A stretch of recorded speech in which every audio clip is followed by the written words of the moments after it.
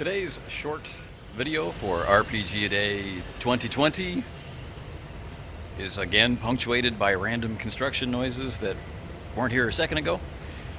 But we, that is Grace, hi, and I, are doing a little investigating. We're a few minutes early to pick up Dory, another one of our pack, at the vet, obviously. And so we are exploring this environment, seeing, what makes it tick. This is the rooftop of a large parking garage that has been featured a couple of times now in this RPG Day 2020 series. And of course, the prompt today is investigate. Well, there are so many things to do with investigation.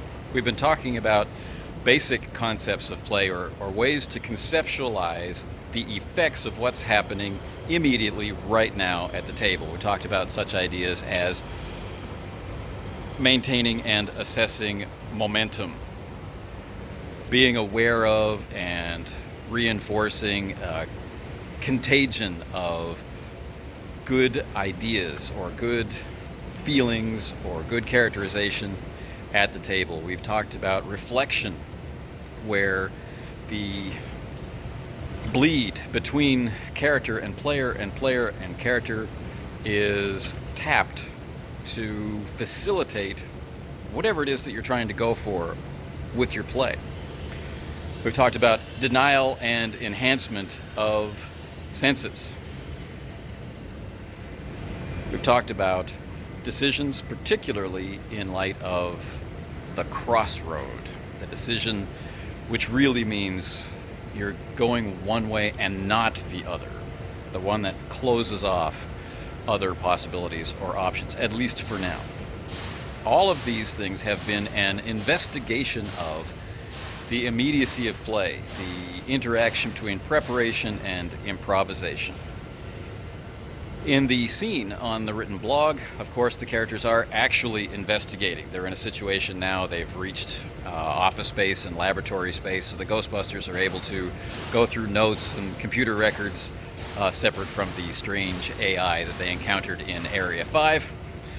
And they are putting together the final pieces so that they have a decent picture of what has happened so that they can prepare for what they will do.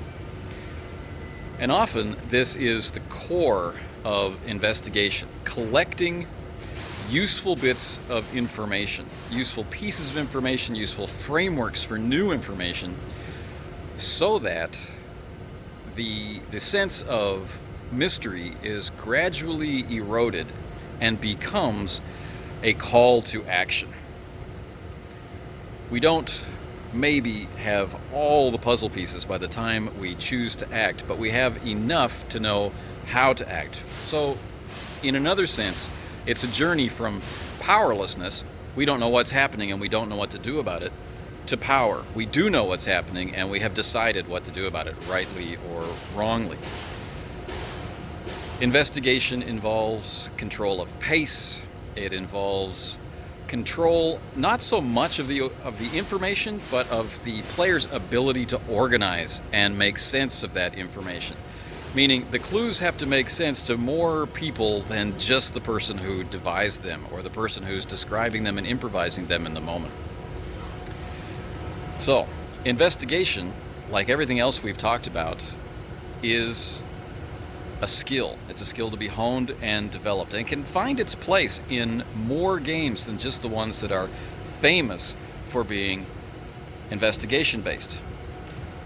And as proof of that statement, consider what I said what an investigation really was. It was the collection of information and frameworks for understanding that information over a period of time so that we can go from a position of not being able to do something to being able to do something. And that, in a sense, a very real sense, is your basic quest structure. I think a lot of people rely on the quest structure or the mission structure. Go somewhere, get something, to go somewhere else to do something else. They rely on that an awful lot when trying to conceptualize what their play of whatever game is going to be about or how it's going to appear. And so if you can do that, then you can do investigation also. But in both cases, these are skills that can be developed, refined, made better, more natural, and lead to more fun.